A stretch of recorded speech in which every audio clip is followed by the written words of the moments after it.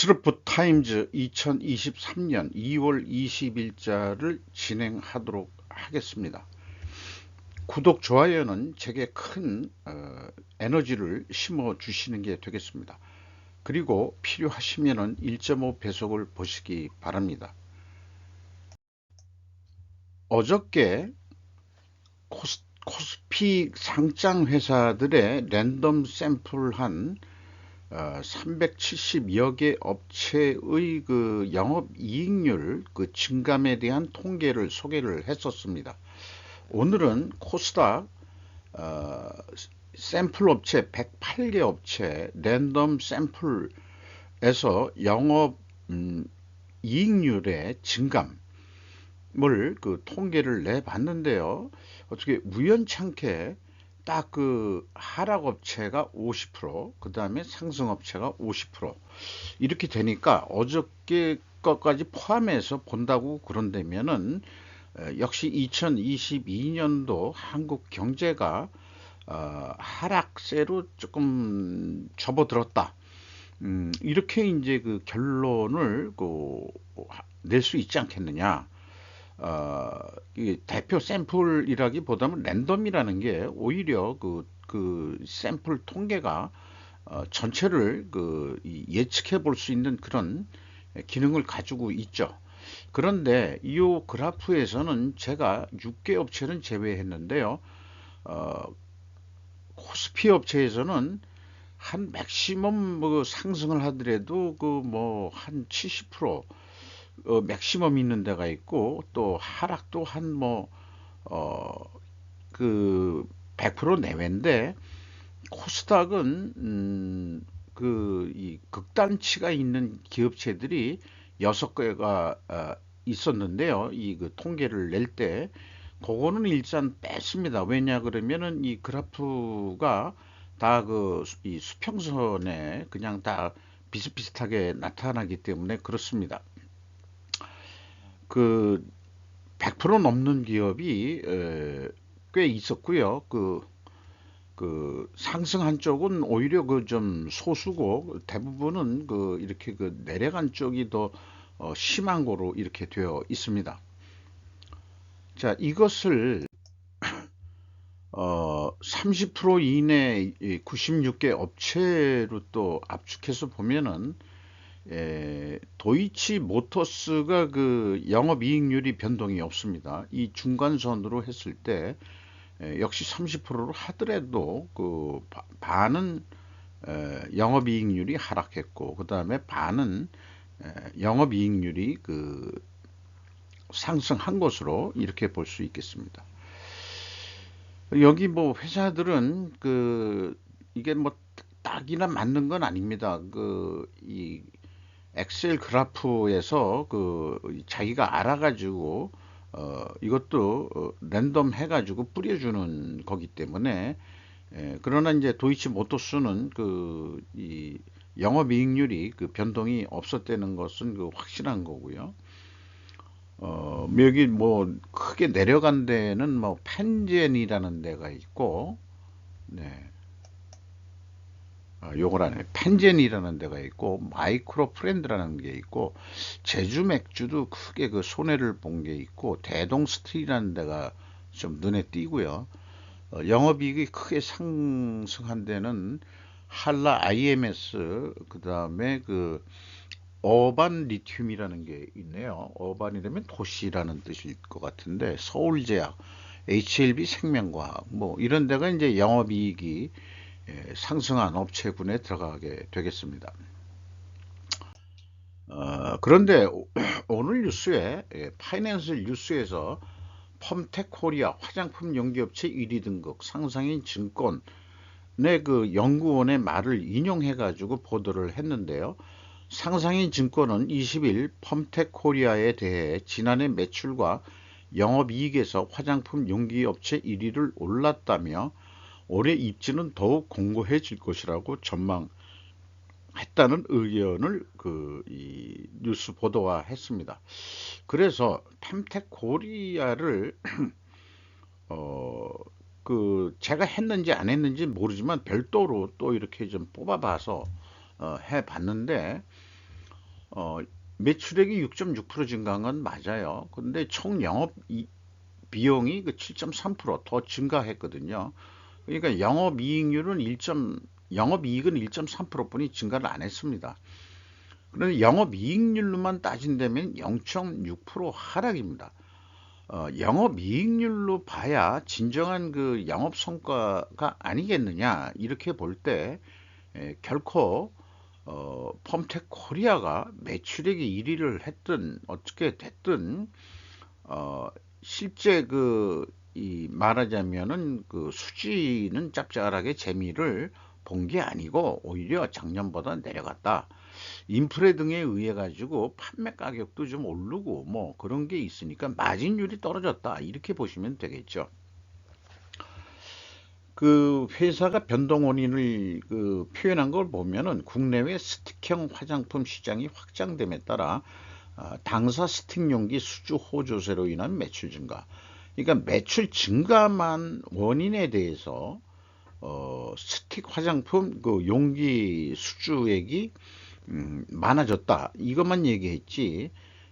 영업이익이 영업이익률이 좀 내려간 거에 대해서는 언급을 하지 않고 있습니다. 그 다음에 원가 회계 두통 ROI로 보면은 0.6% 이거하고 거의 영업이익률 거의가 아니고 같은 거죠 결국은.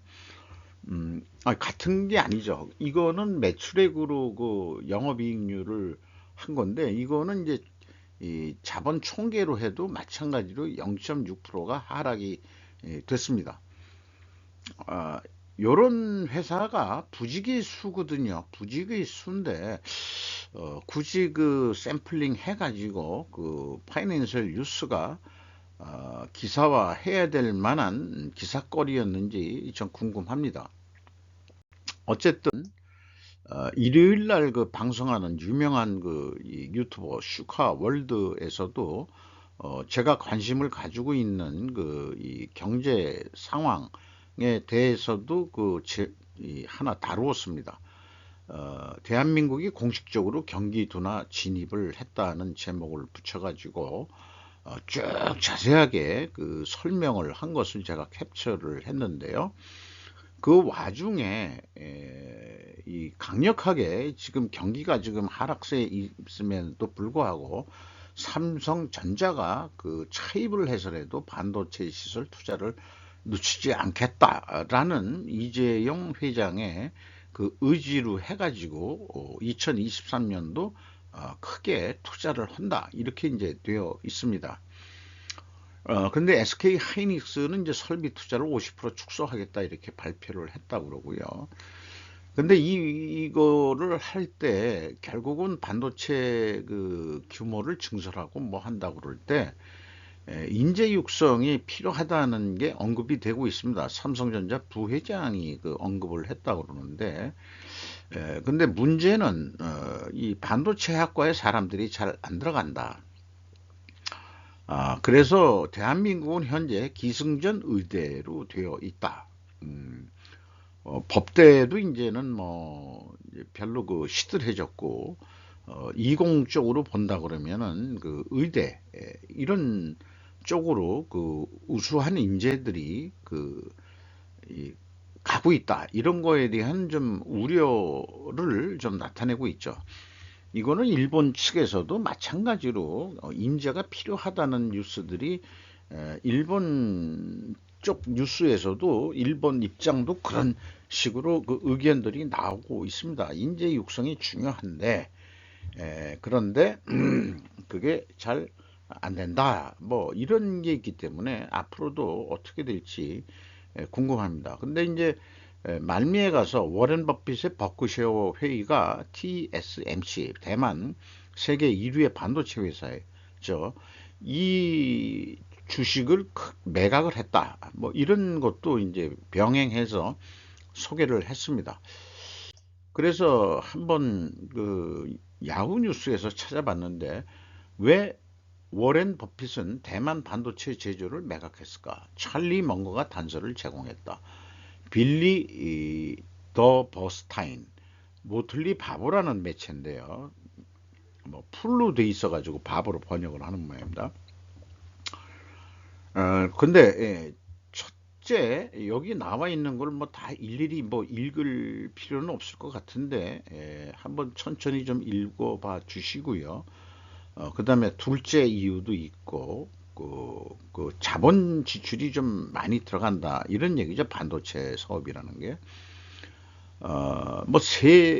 그다음에 그 찰리 먼거는 2월 15일 날 최근 열린 데일리 저널 연례 회의에서 이 점을 제기했다. 반도체 산업에 대해 묻자 그는 다음과 같이 대답했다. 결국 뭐냐? 그 찰리 먼거 옹이 얘기한 거는 반도체 산업은 매우 특이한 산업이다. 반도체 업계에서는 지금까지 번 돈을 모두 가져가야 합니다.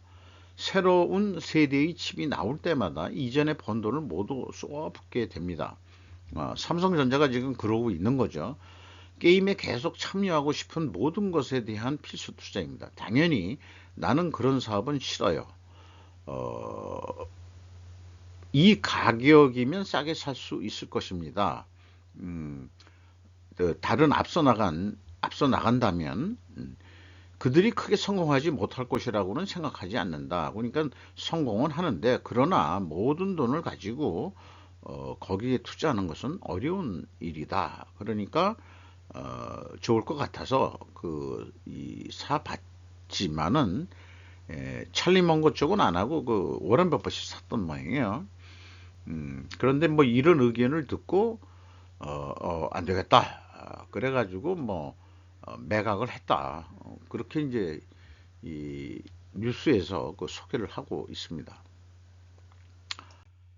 연속해서 시중은행권에 대한 말하자면은 뭐 칼을 빼들어 등 해가지고 공격적인 은행 때리기 뉴스들이 나눠오는데요. 이자 장사 돈잔치 뭐 이렇게 얘기를 했는데 이게 좀 안 어울려요. 왜 그러냐 그러면은 어 이게 작년보다 다 많이 났습니다. 영업이익률이. 그런데도 돈잔치 했으니까 마이너스가 됐는데 돈잔치 했으니까 너희들 그 주주 입장을 대변하는 것 같다 이 말이죠. 이런 게 그게 그런 거다 이거죠. 이자 장사 돈잔치 했는데 그러면은 정부가 칼을 빼드는 게 과연 누구 입장으로 한 거냐? 일반 뭐 차입자들 서민들을 이름을 팔고 있지만은 제 생각에는 누가 기분 나빠할 거냐? 가장 돈 문제에 있어서는 그러면 최대 주주들 아니냐 이게요. 그러면은 며칠 전에도 소개했지만은 자 우리 이 농협 빼고 이 5대 시중은행인데 농협 빼고 네 군데 시중은행 보면은 그 KB금융 같은 경우에는 국민은행이라고 그러지만 이미 74%가 외국인 자본입니다. 그러니까 지금 이제 주총을 3월 한 중순경에 해야 될 텐데 아니 번 돈을 갖다가 펑펑 그렇게 이 2023년에 와서 성과급이다 보너스다 해서 펑펑 주고 나면은 이익 배당률 어떡할 거야 니들. 영업이익률이 이렇게 떨어졌는데 그러니까 말로는 겉으로는 이자 장사 돈잔치 한다고 정부에서 칼 뺄들기 하는데 정부 자체가 내 생각에는 글로벌 금융자본의 시녀 노릇을 하는 것 같다 이 말이죠. 그렇게 느껴집니다. 아니 느껴지는 게 아니고 지금 앞뒤가 좀 안 맞는 얘기다 이게요. 영업이익률이 떨어졌는데 돈잔치를 했다? 그러면은 이익 배당률이 떨어지겠네. 내가 글로벌 금융 자본이 되면 너희들 그럼 운영진 너희들 그거 기분 나빠. 우리가 가져가야 될 돈을 왜 니들끼리 다 나눠 쓰는 거야? 음. 근데 그 경영진들은 어차피 외국 애들한테 이익 배당 많이 줄 바에야 우리 그 직원들한테 돈을 풀자. 속마음은 그랬는지도 모르죠. 이렇게 좀 비교해서 생각해 봐야 되지 않겠냐. 그런 얘기입니다. 삼성전자 SK하이닉스 중공장 데드라인 5년 남았다. 철수 수순 밟을 거. 중국에 대해서 이제 희망을 이제 좀 많이 꺼라 그런 추세로 나가고 있고 또 뭐 말미가 아니고 뭐 다른 뉴스 매체에서도 중국은 좀 해체될 거다 하는 그런 또 그 지정학자 얘기도 있습니다. 연원호 대외경제정책연구원 경제안보팀장이 인터뷰 내용인데요. 3 내지 5년 내 삼성전자 하이닉스 수출 유예 중단 가능성 높아. 가드레일 조항은 앞선 규제 내용 따를 것이기 때문에 유예 끝나면 중국서 차세대 반도체 생산 못한다. 시장 경쟁력 잃어 결국 중국서 나와야 한다. 가드레일이라는 세부 지침이 있는데 작년 10월 규제 조치에 준할 듯하다. 더 큰 문제는 유효 종료가 머지 않았다는 것이다. 이런 얘기죠.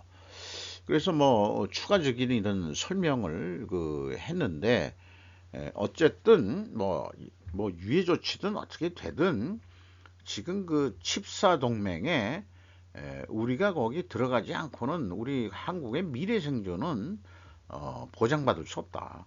지금 당장의 그 중국 수출 규모라든지 이런 것 때문에 양다리 자꾸 작전을 하면은 그 제가 몇 번이라도 얘기했지만은 이솝 아저씨가 수천 년 전에 그 얘기한 그 박쥐 신세 된다.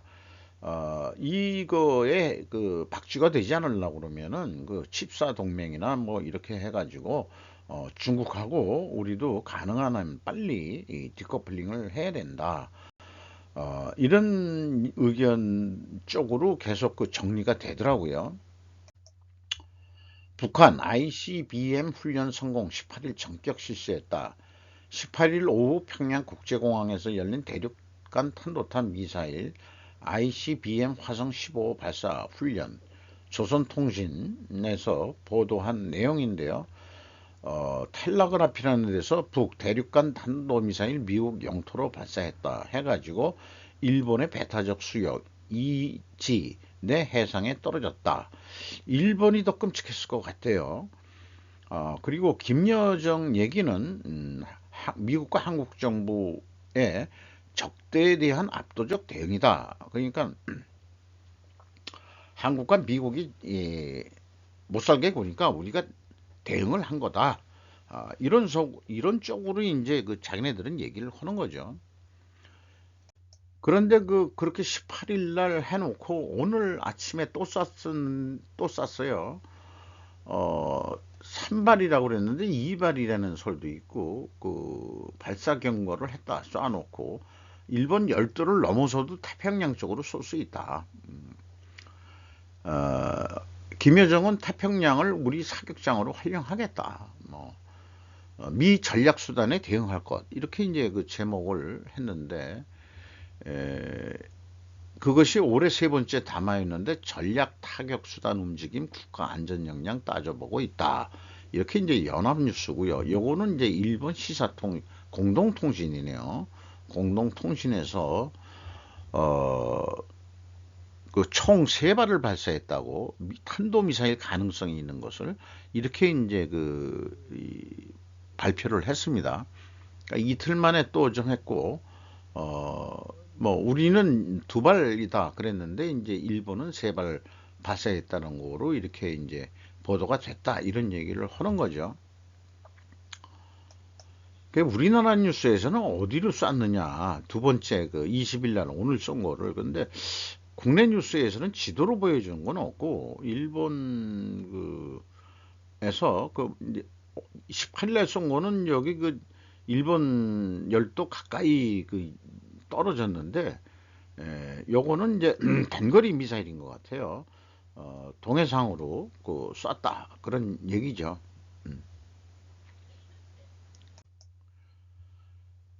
연속해서 요런 빨간 글씨는 아까 얘기한 그 유명 유튜버 내용을 제가 캡처를 한 겁니다. 통일 관심 없다가 42%다. 젊은 세대한테 얘기한 게 또 기성세대한테도 기성세대 중에서도 야 그건 뭐 통일이고 뭐고 그냥 각자 살자. 이런 의견이 많습니다. 요즘은 아예 일본 EEZ 안으로 쏴버리는 북한이라고 해서 18일권은 여기에 떨어진 것 같아요. 그러니까 이제 일본이 더 시급한 거죠. 만약에 이제 만약에 딱에 떨어졌으면 큰일 나는 거죠. 그리고 1월 1일 날 남조선 괴뢰들은 우리의 명백한 적이다라고 언급을 했고, 미사일을 왕창 생산하라고 이렇게 또 지시를 했다는 거죠. 그리고 최근에 우리나라 국방백서는 힘에 의한 평화기죠. 그리고 또 북한도 우리의 주적이다라고 이제 표현을 다시 6년 만에 했다 그럽니다. 그래서 이제 김여정의 그 막말 담화 내용도 소개를 했는데, 요거는 이제 뭐 일반 언론 매체 기사를 제가 가져온 건데, 19일 조선통신 중앙통신에 따르면 김여정 부부장은 담화를 내고 바보들이기에, 남한이 바보들이기에 일깨워 주는데 대륙간 탄도미사일로 서울을 겨냥하는 일은 없을 것이라며 이같이 밝혔다.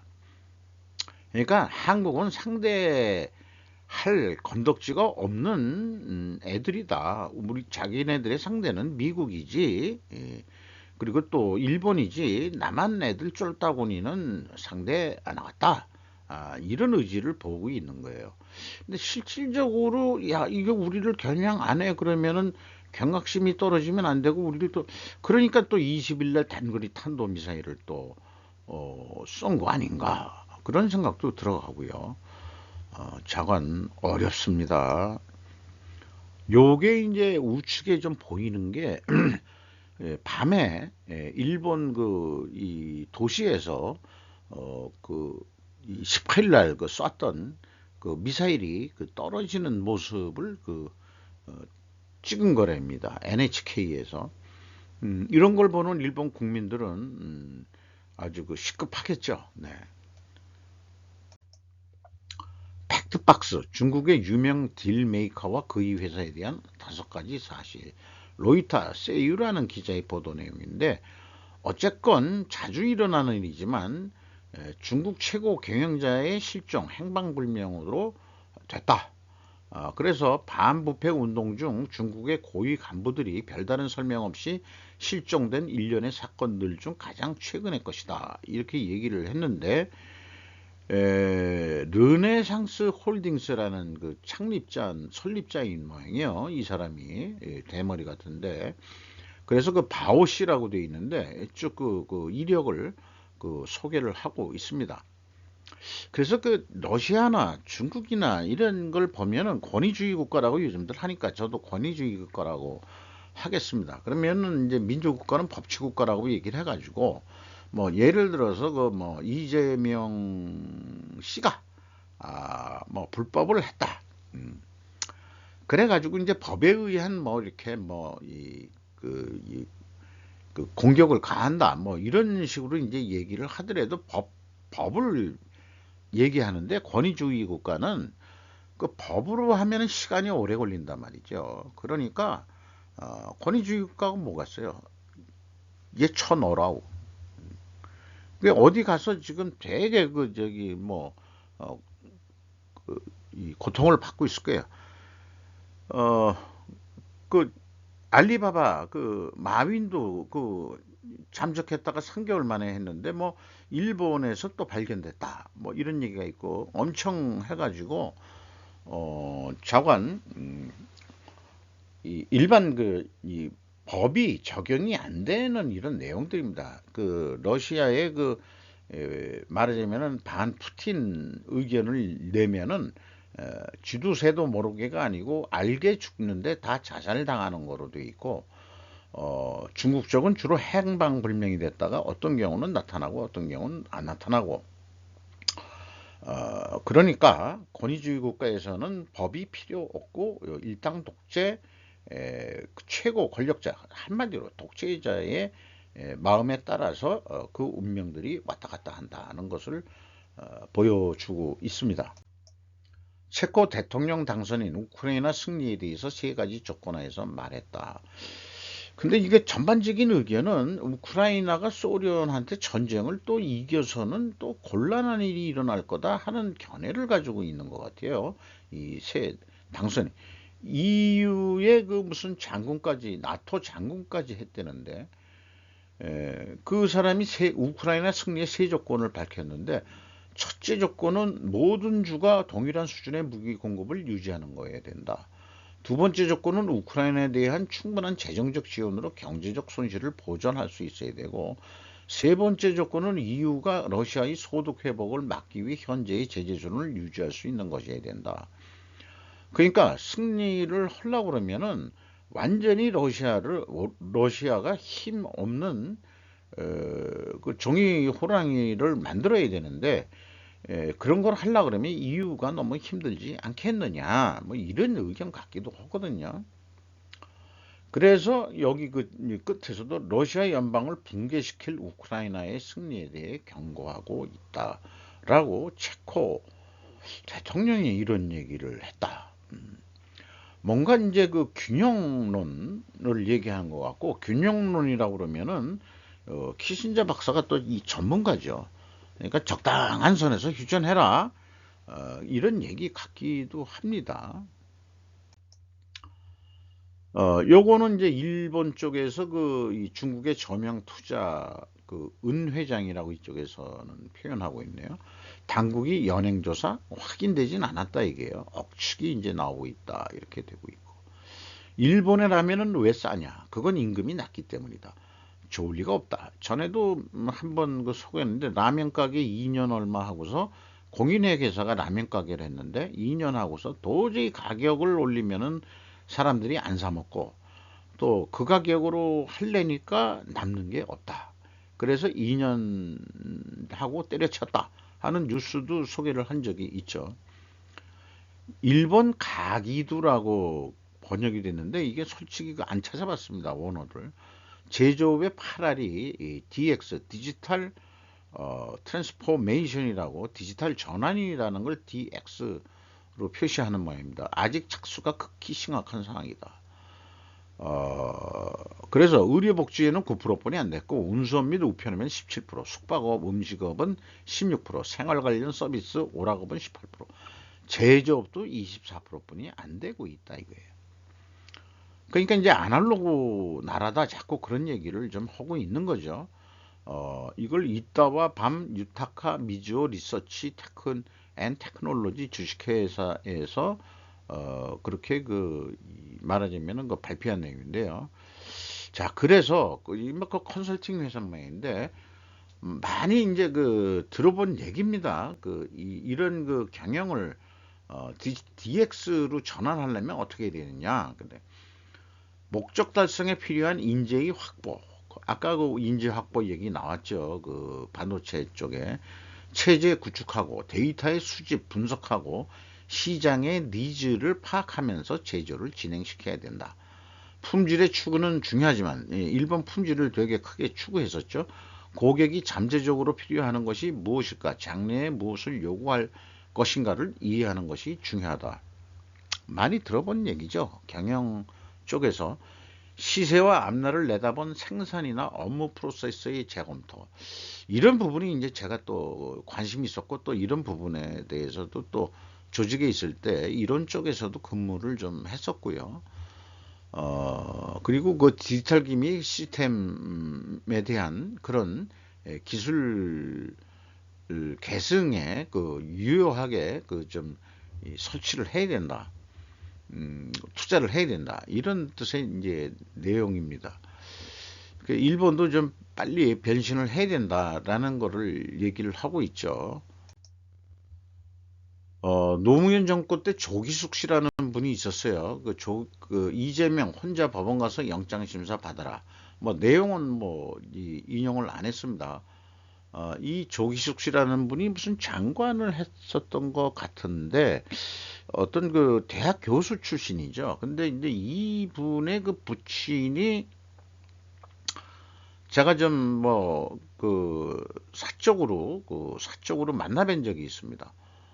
했는데 그 자기 딸내미가 이제 노정부에 그 뭐 가서 뭐 일을 하고 무슨 이대 교수인가 어디 축대 교수인가 나 잘 기억은 안 나는데요. 어, 어쨌든 그 이 조기숙 씨의 그 부친이 한국의 그 품질을 최초로 도입을 해서 그 품질 시스템을 그 강의하고 그런 활동을 했던 분으로 되어 있습니다.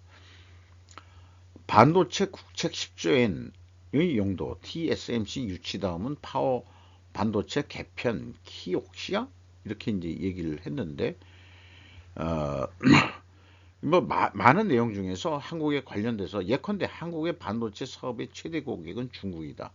한국은 미국 앞에서 칩 사포에 참가하는 것 외에 선택사항은 없지만 중국 사업을 유지하려면 미중 양측은 등거리에서 그 사귀는 줄타기 외교를 걷는 것이다 해가지고 이미 뭐 다른 장에서도 얘기했지만은 어, 손해를 볼 생각을 하고 빨리 빠져나와야 된다 하는 게 결론인 것 같습니다. 우리나라 경제가 반도체가 수출이 안 되면은 경제가 좀 지금 하향 국면이다. 뭐 이런 식으로 이제 다들 걱정을 하고 뭐 이렇게 되는데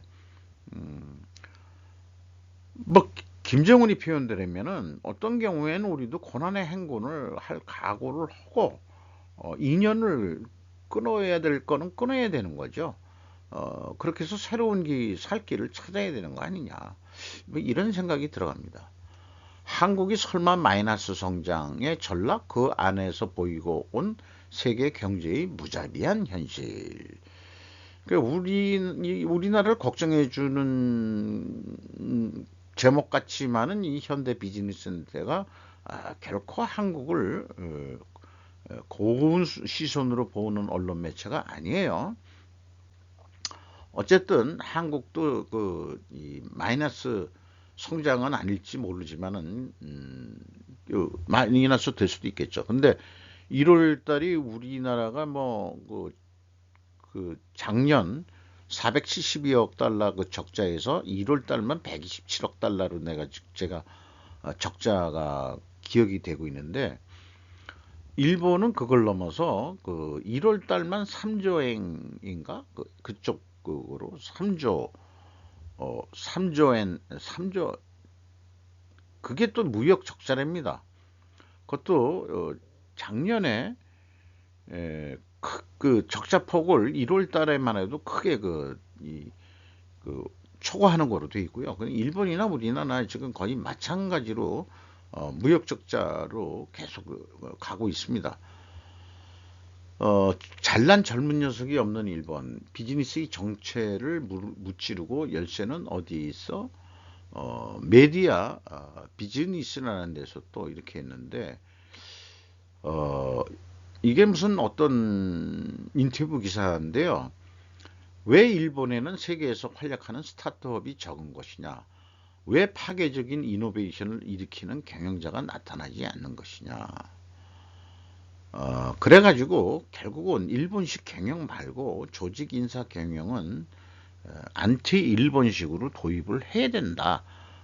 라고 어떤 경영 컨설턴트의 말을 인용을 해서 보도를 했습니다. 유명업체의 차고 창업 문화. 이게 그러니까는 그 왜 스타트업이나 뭐 이런 거 이게 이제 구글도 창고에서 시작했다는 거예요. 그 차고에서. 그런데 이제 여성 CEO로 오랫동안 근무했는데 그 이분의 차고에서 시작했대나 어쨌거나 구글 그 창업자들이 그래가지고 이 뭐 이렇게 쭉 여러 가지 그 많은 설명을 했는데 이 그 CEO가 그 이름이 수잔인데 최대 업적은 그 광고 아이디어를 내서 그 수익원 창출하는 거하고 그리고 이제 경쟁자를 사버리자. 요게 이제 그 유튜브 그 인수한 거 약 1.1조 원에 그러니까 약간 싸게 살 때 사가지고 히트를 친 게 이제 그랬는데 이제 나이가 먹어서 이제 그 은퇴를 하는 모양이고요. 무려 그 자녀가 5명이라는 겁니다. 그런데 자신들의 아이들에게 유튜브를 보지 못하게 한다. 다른 어떤 것보다 아이들이 좋아하는 것은 스마트폰이기 때문에 그렇다. 그런 스마트폰이 글을 읽는 능력을 저하시키기 때문에 예, 구글의 CEO면서도 자기 자식들한테는 그, 그 구글 키즈 뭐 이런 것만 잠깐만 보여 아니 그 시간 제한을 둔다 그런 얘기를 하고 있는 거죠. 음. 근데 이제 이거는 뭐 저하고 지인들하고 그 얘기한 과정에 하나 그 소개받은 하나의 설인데 현재 언론 기자들의 여기자들이 많은 이유에 대해서 설로 설명을 하고 있습니다. 남학생들이 많은 부분 게임에 빠져 살고 있다. 학교 수업에 빠지는 경우도 허다하다고 한다. 그러면은 요즘 학교라는 게 이상해가지고 개근상장을 그래도 받는다. 왜 그러냐 그러면 뭐 무슨 자연학습 뭐 이런 핑계를 대가지고 학교 안 나간다 이게요. 그 밤새 가지고 게임을 해가지고 학교 갈 시간을 놓쳐서 그뭐 고등학교나 뭐 중학교나 그다음에 대학생들도 뭐 게임에 빠져가지고 그렇다고 하는데 그런데 게임에 빠진 청년 세대는 대화 능력이 저하된다. 혼자 놀기 때문에 그렇다 이게 게임하고.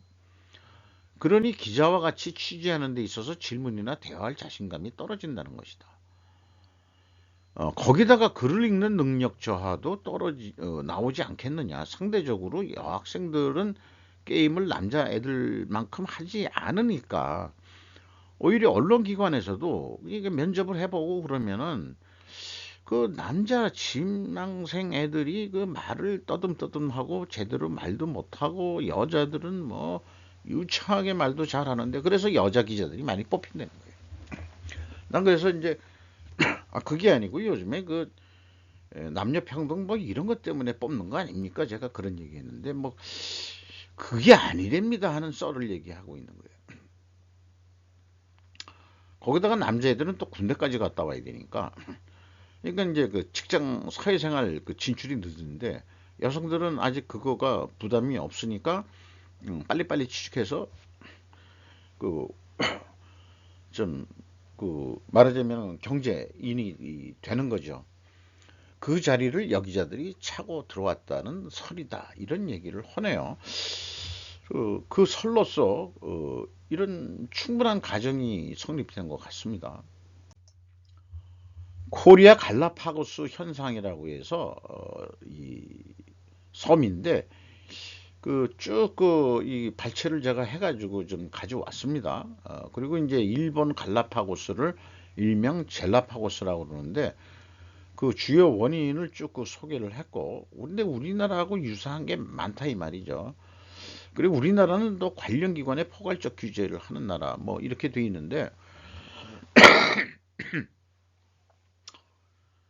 어, 저건 인터넷이나 뭐 여러 가지 그 이 전자상거래나 뭐 이런 걸 하는 데 있어서 우리나라가 좀 솔직히 규제가 우리는 거기 습관돼서 살지만 외국에 살다가 들어오면은 의외로 그 우리나라가 그 규제가 심한 나라다.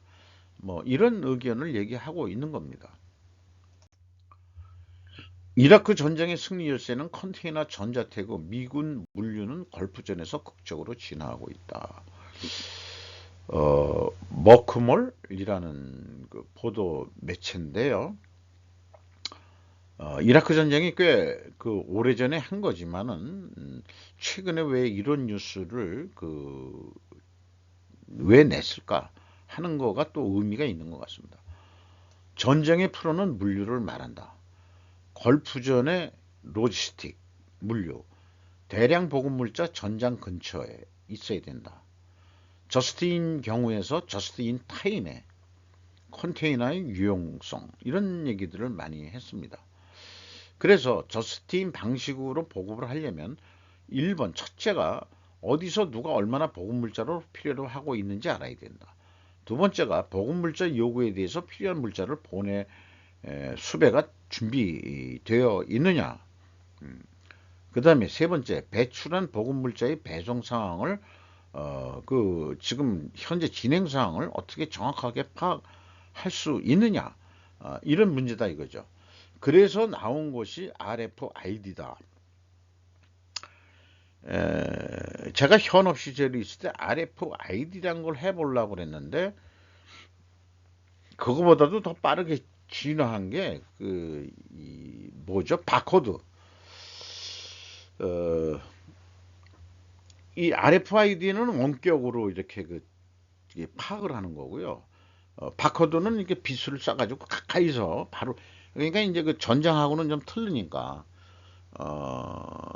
내용물을 모르는 게 아니니까.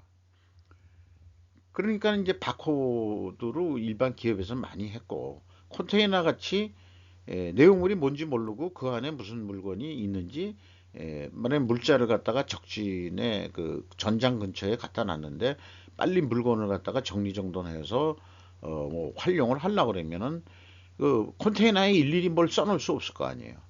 그러니까는 이제 그 RFID가 이제 그거를 읽게 한다. 이런 얘기거든요. RFID의 약자는 제가 풀네임은 잊어버렸습니다. 정보 네트워크 활용한 이라크 전쟁, 군사 로지스틱의 혁명의 목소리도 어느 시대나 전쟁에서의 물류의 중요성은 변하지 않는다. 맞는 얘기예요.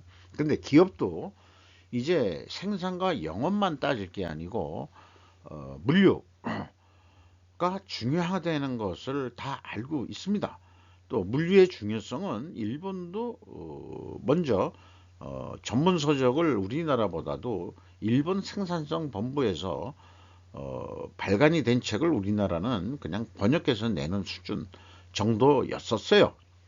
지금은 얼마나 자체적으로 미국식게 많이 들어와 가지고 하고 있는지 모르겠습니다만은 우리가 발빠르게 그래도 그거를 아까 그 디지털 그 트랜스포메이션 DX화 한 거는 우리가 발빠르게 더 했죠. 이게 이라크 전쟁 당시 사막의 폭풍 작전 당시 군용 차량 1991년도 2월 25일에 찍은 거라네요. 이게 유조 탱크 트럭도 있고 뭐 물자 운송하는 것들이죠. 지게차. 이건 지게차가 아니고 휠로다. 이런 거는 뭐 하는 건지 잔잔한 거라도 이런 물류들이 장비를 가지고 그걸 했기 때문에 이라크 전쟁을 쉽게 이길 수 있었다 하는 거를 얘기를 하고 있습니다.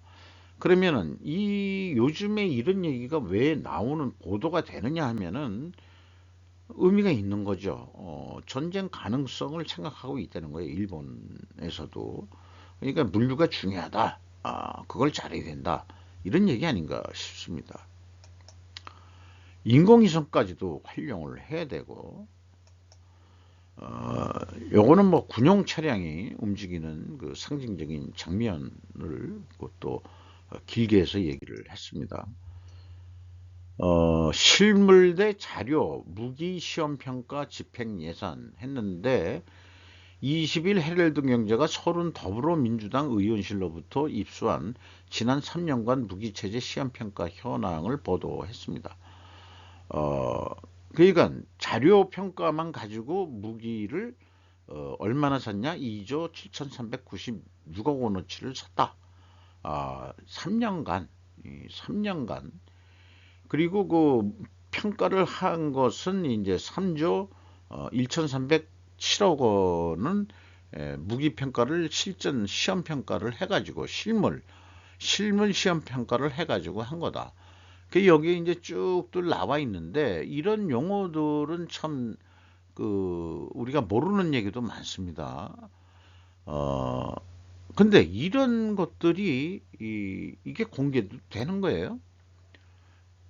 여기 뭐 성능 계량, 광개토, 뭐 3 구축함, 배지 완 링크 다시 16 성능 계량이다 뭐다 해가지고 큰 뭐 4,800억, 4,700억 뭐 이렇게 되어 있는데 미국, 이스라엘 등 수입 무기 체제 대다수 자료 시험 평가로 해서 했다. 3년간 5조 8,703억 원 가운데 2조 7,396억 원이 자료 평가로 대체됐다. 자료도의 고장 자자. 글로벌 호크 정비비 한 해 1,839원 쓰고 있다. 근데 엄동환 방사청장은 불가피한 측면이 있다. 한미 관계 때문에도 그렇고 뭐 여러 가지 그 얘기를 했다는데, 그런데 제 얘기는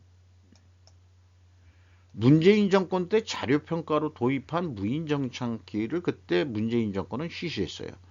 그래서 제가 알기로는 이 미국 그 주한 대사인 해리스 대사, 우리는 그게 조선 총독 같이 수용 기르고 했다고 해서 이제 문재인 정권 때 주한 대사를 그 인격 모독 같은 식으로 그 언론도 취급을 한 적이 있습니다. 문재인 정권은 그런 것도 있습니다만, 그걸 더불당 현재 의원이 이제 와서 언론에 흘리는 이유는 뭐냐? 이게 이제 해롤드 경제가 했는데, 근데 이런 그 내역까지도 이게 공개를 해야 되는 거예요. 난 그 이해를 못 하겠네. 이 보도 내용이 어떤 경우는 일반 기업으로 하더라도 어떤 이 자재를 구입하기 위해서라도 실물을 현장 가서 보고 성능 테스트 한 다음에 사는 경우도 있을 거고, 이미 그 공인되고 신뢰가 있는 거랬다 한다 그러고, 우리보다도 뭐 선진적이고 기술 우위인 그 업체에서 만드는 거다 그러면은 일반 구매도 카다롭거나 뭐 이런 걸 봐서 구매를 한다 이 말이에요. 제품 설명서 이런 걸 보고서. 자, 100%그 실물 테스트한 다음에 무기는 사야 되는 거냐? 그거 그 전문적으로 잘 모르는데 이런 보도를 의도하는 바를 모르겠어요. 그 글로벌 호크 정비비 한 해 1839억 원 든다고 이걸 공격하는 모양인데, 정비하면서 기술을 배우자. 정비를 하면서 우리 기술이 아니니까. 그러니까 취재하는 관점이나 이런 데이터를 내보는 관점의 의도가 뭐냐, 그게 의심스럽다 이렇게 보여집니다. 요게 이제 그런 의견이고요. 중국 1위 영화 악비와 현재의 중국이라고 그래서 중국에서 1위한 그 애국심을 유발시키는 그런 영화를 왜 또 이렇게 취급을 해서 했을까 해가지고, 그 금나라하고 그 남송 그 전쟁에 대해서 얘기를 했는데, 금나라가 역시 이제 만주에서 그 발원이 된 거죠. 예, 금나라. 근데 뭐 정강의 변이란 게 있고 결국 그 이 북송을 뺏겼었고 멸망을 했고, 뭐 이런 역사적인 얘기도 좀 상식적으로 알고 있습니다. 그런데 이제 그 이 악비라는 장군이 그 북벌론을 그 주창을 했는데, 이 사람이 이제 영웅으로 떠받들여진다는 얘기죠. 그래가지고 뭐 만강 뭐 홍인가 그런 시를 졌는데, 그 내용 중에 전차를 몰아 하란산을 질밟아 무너뜨리고, 배고프면 오랑캐의 살을 씹고, 목마르면 흉노의 피를 마시리. 옛 하나를 다시 되찾은 후에야 천자를 만나 뵈러 가리라. 뭐 이런 강항 홍이라는 그 영화가 뭐 대단히 지금 현재 그 코로나가 해제되면서 워낙 인구가 많다 보니까 허리우드 블록버스터보다도 더한 흥행에 성공을 했다. 자, 애국을 유도하는 건데, 그러면은 지금 그 금나라가 발원한 그 몽골 여진족이 지금은 현재 청이 망하면서 그 중국 공산당이 자연스럽게 힘도 안 들이고 그 만주 그 동북 삼성 지역을 얻은 거 아니에요. 원래 그 중국의 땅은 만리장성 이남 아닙니까? 네. 그게 그 산해관이라는 데가 그 만리장성의 끝이었단 말이에요. 산해관. 그러니까 요동반도도 사실은 이쪽 그 동쪽 나라 거였다 이 말이에요. 그 산해관까지가 만리장성의 끝인데 그게 평양까지라고 주장하는 놈들 아닙니까? 지금 중국 애들이 역사 공정이나 이렇게 봐가지고. 그런데 이런 영화를 만들어가지고 그 금나라하고 송나라하고 싸움 중에서 애국심을 발휘한다면은 지금 그 만주에 있는 그 애들은 그 적으로 본다는 거 아니에요. 그래서 이렇게 해석을 해보자. 만주를 척이 맞아 망하면서 거저 얻었는데 이제 만주는 이제 아유 중국 땅 아닌가 보다.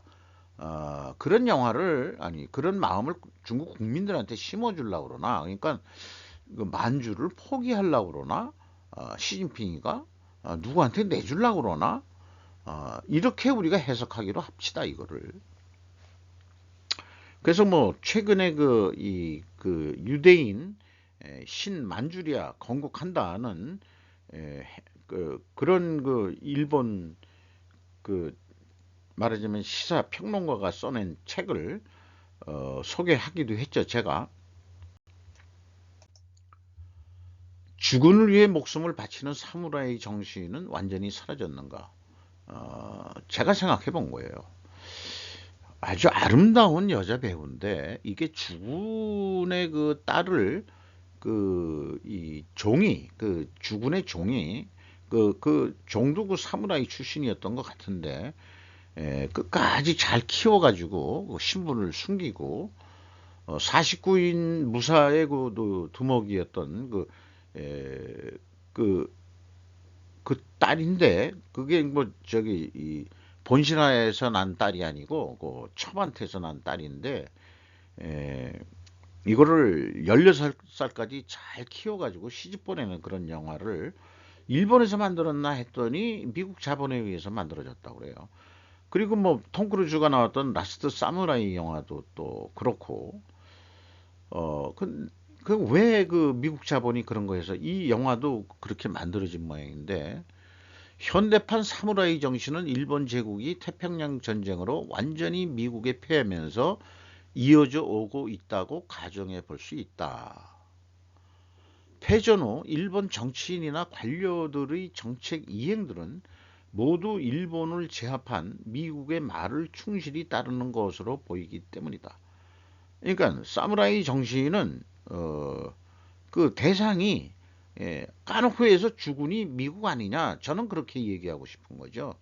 일본 정치인이나 관료들이 주군을 지금도 잘 모시고 있다. 천황이 사실은 아니다. 그렇게 비유를 한번 해보고 싶습니다. 왕정이 없어진 한국의 고위 관료들은 과연 누구를 위해 충성하느냐? 이렇게 마지막 질문을 던지면서 오늘의 뉴스를 마치고자 합니다. 한국의 주인은 국민입니까? 라는 거를 질문을 던지면서 말이죠. 마치도록 하겠습니다.